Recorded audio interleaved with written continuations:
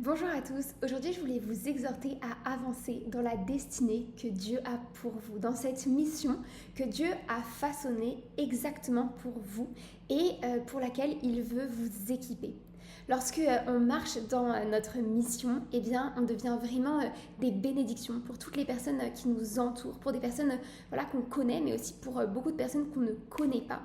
Et eh bien, nous avons la possibilité de mettre au service des autres tous les dons, tous les talents que Dieu nous a donnés. Et c'est ainsi, nous dit l'Évangile, que nous gardons et que nous faisons fructifier les talents. Lorsqu'on ne les met pas au service des autres, Jésus nous dit eh bien, qu'à la fin, Dieu les reprend. Et à ne jamais laisser quelqu'un ou un événement, une pensée, une croyance limitante vous détourner de la mission et de l'appel que Dieu vous adresse. Et donc on va commencer par se plonger dans la Bible et notamment dans la lettre aux Hébreux au chapitre 12 à partir du premier verset.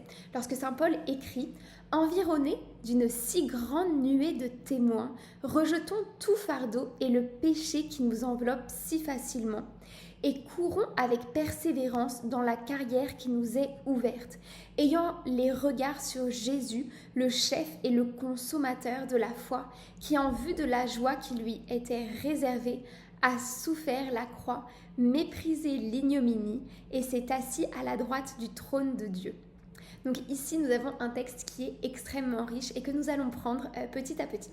Donc pour commencer, eh bien, saint Paul nous dit que nous sommes environnés d'une nuée de témoins. Ces témoins, ce sont les anges, ce sont les saints, ce sont les bienheureux, toutes ces personnes qui sont déjà au ciel, auprès de Dieu et qui nous regardent, qui sont autour de nous pour nous bénir, pour prier pour nous soutenir, pour parfois nous donner des conseils par l'intermédiaire de pensées qui peuvent se présenter à notre esprit, eh bien, ce sont ces témoins qui nous regardent et qui nous attendent auprès d'eux. Et eux, ils veulent simplement une chose, c'est que le règne de Dieu vienne sur la terre, ils viennent dans notre vie. Et donc, ils sont là pour nous soutenir, pour nous encourager, un petit peu comme des supporters.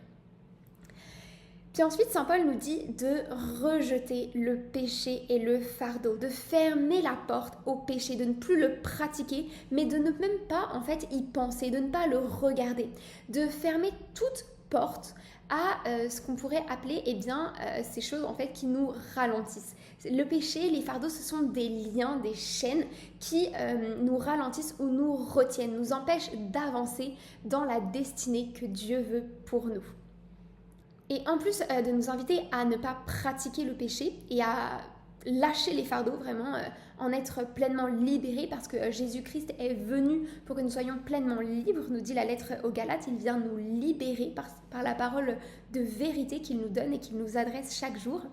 Eh bien, saint Paul nous dit de chasser toute parole de condamnation, toute pensée de condamnation et de ne plus regarder le passé, s'il a pu être destructeur, de ne plus regarder le péché. On voit dès la Genèse, au chapitre 15, verset 25, Dieu avait demandé à Lot et à sa femme de ne pas se retourner sur les villes qui étaient des symboles du passé et du péché. Mais la femme de Lot désobéit, elle regarde ces villes qui sont en train d'être détruites et donc elle se transforme en colonne de sel. Et par là, Dieu nous invite à avancer vers lui et à ne pas regarder le passé et le péché, mais à regarder l'avenir glorieux que Dieu nous prépare et auquel il nous appelle. Puis ensuite, saint Paul nous dit de courir. Il ne nous dit pas de marcher, de prendre notre temps, de nous arrêter. Non. Il dit d'orienter tout notre être vers ce royaume de Dieu parce que le royaume de Dieu est proche. Ça fait 2020 ans que Dieu nous dit que son royaume est proche, qu'il s'approche de nous et il est de plus en plus proche parce que Dieu est toujours à l'œuvre pour nous et pour que son règne vienne pleinement dans notre vie. Donc par là, il y a un appel à commencer à nous mettre en marche sans plus attendre. Par ailleurs, il nous dit de courir avec persévérance parce que la persévérance produit l'action parfaite. C'est ce qu'on lit par exemple dans la lettre de Saint Jacques au chapitre 1. Saint Jacques nous dit, l'endurance, la persévérance produit l'action parfaite. Et l'appel de Dieu pour notre vie, c'est que nous devenions parfaits comme lui-même est parfait. Ensuite, Saint Paul nous dit de regarder Jésus, parce que ce que l'on regarde finit par nous déterminer. Et ce que nous regardons détermine la direction que nous donnons à notre vie. On lit par exemple dans le psaume 33 au verset 6 que celui qui regarde vers Jésus-Christ va resplendir. Il est écrit « qui regarde vers lui resplendira, sans ombre ni trouble au visage ». Et enfin, Saint Paul nous invite à imiter Jésus-Christ. Et Jésus-Christ, même s'il est passé par l'épreuve, il regardait la volonté de son Père. Il ne cessait de regarder ce que le Père faisait pour imiter le Père. Et donc nous, à la suite de Jésus-Christ, eh bien, nous sommes invités à regarder Jésus pour l'imiter et accomplir les mêmes œuvres que lui, voire de plus grandes encore, comme il nous appelle à le faire. Et c'est ce qu'il dit dans l'Évangile selon Saint Jean. Saint Paul nous dit que parfois cela pourra déranger des personnes qui voudront nous faire souffrir comme Jésus a souffert, mais il nous demande de prendre courage. Jésus dans la Bible nous dit que nous aussi on aura à souffrir parce que là où est le maître, eh bien là aussi sont les serviteurs, mais il nous dit de prendre courage parce que lui, il a vaincu le monde une bonne fois pour toutes. Et cet appel à imiter Jésus, on le retrouve ailleurs dans la Bible et notamment dans la lettre aux Éphésiens au chapitre 5 verset 1. Il est écrit « Oui, cherchez à imiter Dieu puisque vous êtes ses enfants bien-aimés ». Et je voulais vous dire que lorsque on marche pleinement dans la mission que Dieu veut pour nous, eh bien nous devenons un cadeau, une bénédiction pour tous nos frères, pour toutes les personnes qui sont autour de nous. Saint Paul nous dit que Dieu nous a fait des dons magnifiques, des dons glorieux. Et on peut se demander, qu'est-ce que c'est ces dons glorieux? Et dans Éphésiens, au chapitre 4, verset 11, il dit « Les dons qu'il a faits, ce sont les apôtres et aussi les prophètes, les évangélisateurs, les pasteurs et ceux qui enseignent. » Donc, les cadeaux de Dieu, eh bien, ce sont ses apôtres, ce sont ses disciples, ce sont les pasteurs, les prêtres, toutes les personnes qui se mettent au service des autres. Et finalement, nous sommes tous les cadeaux de Dieu. Nous sommes tous une bénédiction pour nos autres frères. Et on devient pleinement ce cadeau et cette bénédiction qui impacte les autres, qui leur procure de grands bienfaits lorsqu'on marche dans l'appel, dans la destinée que Dieu nous adresse et qu'il veut nous voir emprunter. Parce que vous êtes véritablement des dons pour les autres, vous êtes des bénédictions et vous construisez le corps du Christ, vous le forgez, vous le musclez jusqu'à ce qu'il atteigne son plein épanouissement, sa carrure parfaite. Alors avançons, travaillons ensemble pour l'édification de l'Église en prenant notre part, en prenant vraiment à bras le corps cette mission de tout notre cœur, cette mission que Dieu nous donne. Et ne laissons plus jamais des fardeaux, des personnes nous détourner de cet appel que Dieu nous adresse. Parce que cet appel est glorieux et il est bien plus fort, bien plus puissant que tout le reste. Parce que ça nous vient de Dieu. Donc Dieu a une mission pour nous et c'est justement ce qu'il dit en Zacharie au chapitre 8 verset 13. « Je vous sauverai et je ferai de vous une bénédiction. » Donc un véritable cadeau. Et pour avancer dans cette mission, dans la destinée que Dieu a pour nous, nous avons besoin de demander à Dieu qu'il nous équipe. Nous avons besoin d'être vraiment revêtus d'une onction spéciale, de grâce spéciale qui nous permettent de mener à son terme ce que Dieu veut pour nous. Donc on voit dans l'Ancien Testament, lorsque Élisée prend le relais de la mission de Élie, il demande une double part au manteau d'Élie. Il demande d'avoir l'équipement d'Élie et d'avoir un surcroît, car il sent qu'il ne peut pas accomplir sa mission sans cela.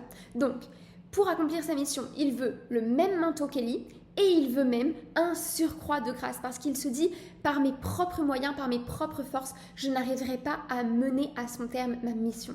Et c'est ce qu'on retrouve dans l'évangile, et notamment dans l'évangile selon Saint Jean au chapitre 15, lorsque Jésus dit « Sans moi, vous ne pouvez rien faire ». Eh bien, Jésus nous invite à faire reposer toute la mission à laquelle Dieu nous appelle, toutes nos prédications, nos exhortations, nos actions, nos pensées, nos paroles sur Jésus, sur cette force, sur la puissance de l'Esprit Saint.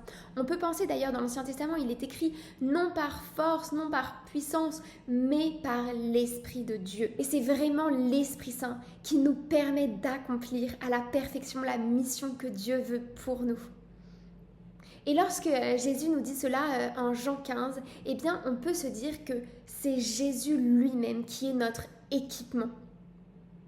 C'est une idée qu'on va retrouver dans les lettres de Saint Paul et notamment dans la lettre aux Romains au chapitre 13, à partir du verset 14. Il est écrit « Revêtez-vous du Seigneur Jésus-Christ ».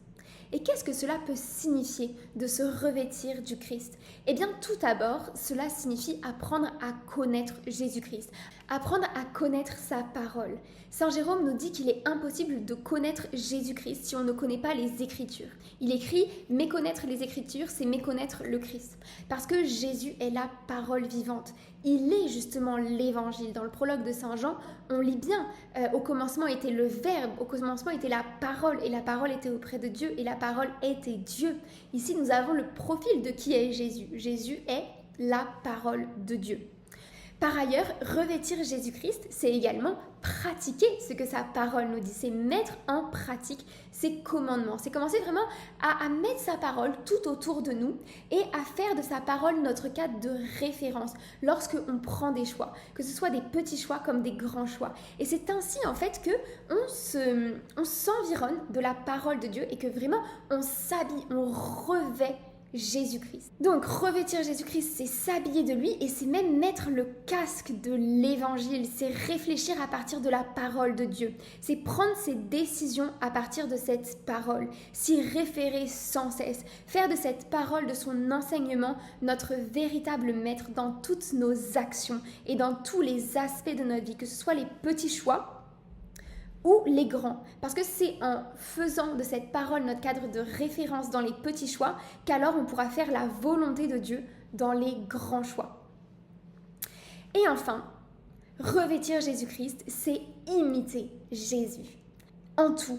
Parce que certes, la gloire de Dieu, c'est que nous portions beaucoup de fruits, c'est ce que nous dit l'Évangile, et en particulier l'Évangile de Saint Jean. Donc il va y avoir beaucoup de gloire, beaucoup d'honneur. Mais imiter Jésus-Christ, c'est faire comme lui. Et Jésus-Christ, eh bien, il ne se préoccupait jamais de la gloire qui venait des hommes. La seule gloire qui était dans son cœur, eh bien, c'était la gloire qu'il obtenait de son Père. Parce que s'occuper de la gloire des hommes, eh bien, cela nous rend esclaves des autres. Cela s'oppose à l'Esprit de Dieu, cela nous ralentit et même peut nous enchaîner. Jésus ne se préoccupe pas du buzz, il ne se préoccupe pas de ses adversaires, mais il est centré sur la mission que le Père lui a donnée. Et il fait de la volonté de son Père sa nourriture, son breuvage, c'est ce qui le regarde. Il dit « Je fais ce que je vois le Père faire ». Donc son regard est sans cesse fixé sur le Père et sur ce qu'il est en train de faire.